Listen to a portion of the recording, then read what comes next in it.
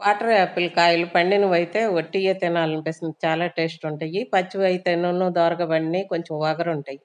వీటిని నేను జ్యూస్‌గా చేసుకుంటాను. ముందు కాయల్లో దిగువనున్న తొడాలను తీసేసి, కాయని నిలువుగా కోసి, దాంట్లో ఉండే గింజలను తీసేసి, గింజలతో పాటు దాంట్లో లోపల తెల్లగా పొరలాగా ఉంటది. దాన్ని కూడా తీసేస్తా. ఎందుకంటే అదుంటే ఏంటో వగరుగా అనిపిస్తదేమో అని. ఇట్లా చిన్న చిన్న ముక్కలు కోసిన తర్వాత 2 కప్పులు 2 గుప్పెళ్ళు ముక్కలైతే 2 గ్లాసులకి మనకి సరిపోతుంది. ఒక నిమ్మకాయి, కొంచెం అల్లం తురిమి పక్కన పెట్టుకుంటాను. ఈ నిమ్మకాయ కూడా తర్వాత పిండుతాను.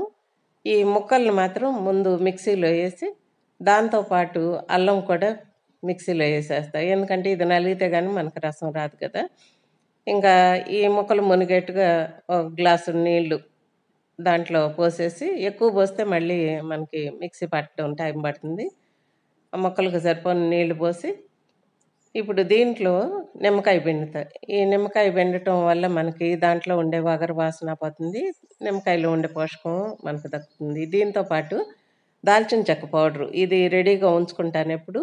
దీనివల్ల మనకి చెడు కొలెస్ట్రాల్ తగ్గుతుంది. ఇంకా ఇయన్నీ కలిపిన తర్వాత వడకట్టేసి షుగర్ ఎయకుండా అనమాట.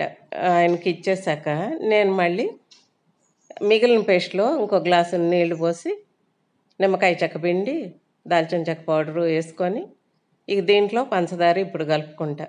టీకైనా మనం ముందు షుగర్ లేకుండా వాళ్ళకిచ్చేసి తర్వాత మనం తాగుతాం గదా! పంచదారేసుకొని అట్లాగా. షుగర్ లేకుండా నాకు తాగాలనిపించదు. అంటే షుగర్ లేదు గనక నాకు. ఇంకిట్లా తాగటం వల్ల ఇన్‌స్టంట్ ఎనర్జీ వచ్చినట్టు అనిపిస్తుంది నాకు.